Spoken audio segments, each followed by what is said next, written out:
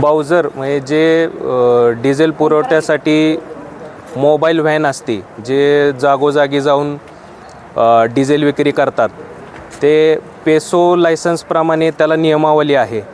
पण या नियमांचं उल्लंघन करून बेकायदेशीररित्या डिझेल पुरवठा करमाळा तालुक्यामध्ये होत आहे.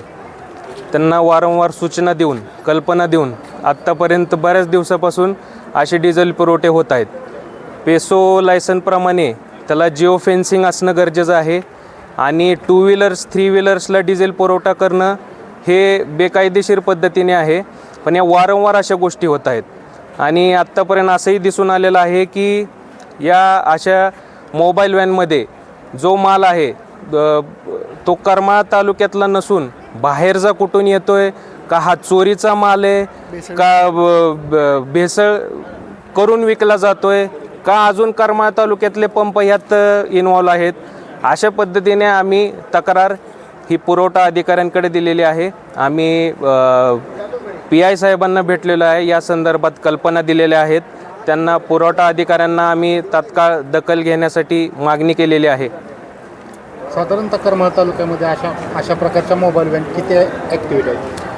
आम्ही आत्ता निवेदनांमध्ये, तक्रारामध्ये काही पुरावे आमच्याकडे होते, ते आम्ही सोबत जोडलेले आहेत.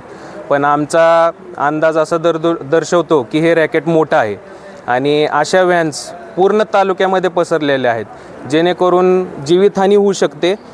आणि हे बेकायदेशीररित्या ज्या पद्धतीने चाललेलं आहे, हे पंप चालकांना पण त्याचं नुकसान आहे. आणि जीवितहानीमुळं एखादा पेसो लायसनप्रमाणे आपण नियमावली पाळत नाही आहे तर त्या पद्धतीने स्फोट होण्याची शक्यता असते.